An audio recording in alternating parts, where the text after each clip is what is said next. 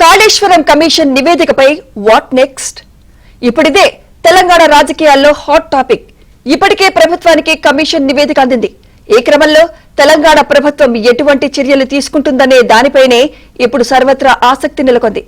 ఇప్పటికే కాళేశ్వరం వైఫల్యానికి కర్త కర్మ క్రియ అన్ని కేసీఆర్ అని కమిషన్ తేల్చింది.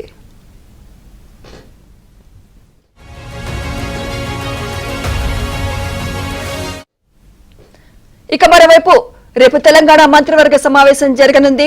ప్రధానంగా కాళేశ్వరం ప్రాజెక్టు నివేదికపై చర్చించనున్నారు. ఈ నివేదికలోని అంశాలను మంత్రిమండలి కూలంకుషంగా చర్చించనుంది. తదుపరి దీన్ని అసెంబ్లీలో ప్రవేశపెట్టే అవకాశం ఉంది.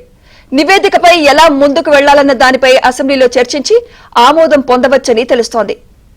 ఖజానాకు జరిగిన నష్టం, అవినీతిపై ఏసీబీ విచారణకు ఆదేశించే అవకాశం ఉంది.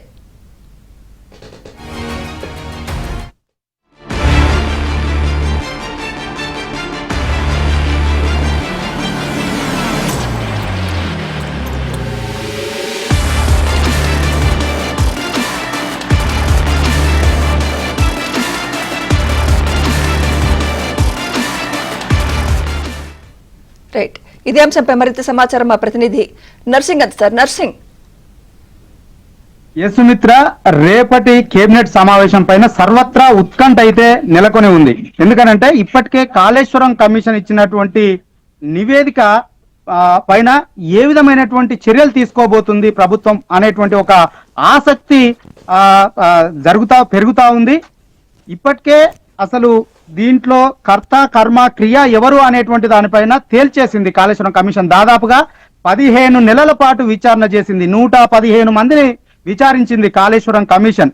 ఇందులో ఈ కాళేశ్వరం ప్రాజెక్టు విఫలం కావడానికి కర్త కర్మ క్రియ మొత్తం కూడా కేసీఆర్ అని చెప్పి తేల్చేసింది. ఈ ప్రాజెక్టులో పెద్ద ఎత్తున ప్రాజెక్టు అంచనాల్ని మొదట 36,000కు, ఆ తర్వాత 71,000 కోట్లకు, ఆ తర్వాత 1,10,000 కోట్లకి పెంచేసి పెద్ద ఎత్తున రాష్ట్ర ఖజానాకి ఆర్థిక నష్టాన్ని చేకూర్చారు. ఈ ప్రాజెక్టు వల్ల ఎక్కడా కూడా నిబంధనల్ని పాటించలేదు. ఏది కూడా కేబినెట్ ముందుకు తీసుకురాలేదు. కేబినెట్ ఆమోదం లేకుండానే అన్ని నిర్ణయాలు జరిగిపోయాయి.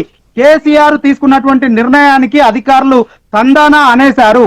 సో ఈ విధంగా అన్ని రకాల ఉల్లంఘనలు జరిగేశాయి. సో ఆర్థిక నష్టము తెలంగాణ ఖజానాకు జరిగింది. 1,000 కోట్ల అవినీతి ఇందులో ముడిపడి ఉంది అనేటువంటిది కాళేశ్వరం కమిషన్ తేల్చేసింది. సో ఇప్పటి వరకు నిజంగా కాళేశ్వరం కమిషన్ ఏం చెప్తుంది, కాళేశ్వరం కమిషన్ ఇచ్చినటువంటి రిపోర్ట్ లో ఏముంది అనేటువంటి ఉత్కంఠ అయితే కొనసాగుతూ వచ్చింది. కానీ ఆ ఉత్కంఠకు తెరపడింది. కాళేశ్వరం కమిషన్ ఇచ్చినటువంటి నివేదికలో ఏముందో తేలిపోయింది. అక్కడ అన్నింటికీ కూడా బాధ్యుడు కేసీఆర్ అని చెప్పి కాళేశ్వరం కమిషన్ నివేదికలో స్పష్టం చేసినట్లుగా తెలుస్తుంది. సో ఈ నేపథ్యంలో ఇప్పటికే ఈ కాళేశ్వరం కమిషన్ దాదాపుగా 650 పైచీలకు పేజీలతో 3 సీల్డ్ కవర్లలో బండిల్స్ లో నివేదిక ఇచ్చినటువంటి నేపథ్యంలో ఆ నివేదిక ముఖ్యమంత్రికి చేరింది. దాన్ని అధ్యయనం చేసి కులంకషంగా దానిపైన అధ్యయనం చేసి మరొక నివేదికను తయారు చేసి కేబినెట్ కు అందించడం కోసము 3 అధికారులతో ఒక కమిటీని ముఖ్యమంత్రి రేవంత్ రెడ్డి ఏర్పాటు చేశారు. సో ఆ అధికారుల కమిటీ కూడా నివేదికను సిద్ధం చేసింది. ఈ రోజు సాయంత్రం 6:30 సచివాలయంలో మంత్రి ఉత్తమ్ కుమార్ రెడ్డి నేతృత్వంలో సమావేశం జరగబోతుంది. ఈ సమావేశంలో కేబినెట్ సబ్ కమిటీ అధికారుల కమిటీ 3 అధికారుల కమిటీ ఉత్తమ్ కుమార్ రెడ్డికి ఆ వివరాలను తెలియజేయబోతా ఉన్నారు. రేపు కేబినెట్ ముందుకి ఈ కమిషన్ అందించినటువంటి నివేదిక కూడా చేరబోతుంది.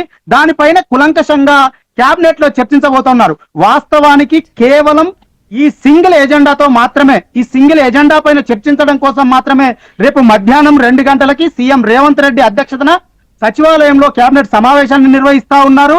పూర్తిగా ఈ కాళేశ్వరం కమిషన్ ఏం చెప్పింది, ఎవరిని దోషులుగా చేర్చింది, ఫర్దర్ గా దీనిపైన ఏ విధమైనటువంటి చర్యలు తీసుకోవాలి అనేటువంటి దానిపైన రేపు కేబినెట్ లో చర్చించబోతా ఉన్నారు. కేబినెట్ నిర్ణయం మేరకు చర్యలు తీసుకోబోతా ఉన్నారు. కేబినెట్ సమావేశంలో ప్రధానంగా ఇటు లీగల్ ఒపీనియన్ కూడా తీసుకోబోతా ఉన్నారు. ఎందుకనంటే ఒకటి అవినీతి ముడిపడి ఉంది, ఖజానాకు నష్టం జరిగింది అనేటువంటి విషయాన్ని చెప్పారు. ఇక్కడ నిబంధనల ఉల్లంఘన జరిగిందని చెప్పారు. ఇప్పటి వరకు విజిలెన్స్ ఇచ్చినటువంటి నివేదిక ఆధారంగా అధికారులపైన చర్యలు తీసుకుంటా ఉన్నారు. ఇప్పటికే ఏసీబీ చాలా మంది అధికారులపైన రైడ్స్ చేసి వారిని అరెస్టు చేస్తా ఉంది ఒకవైపు.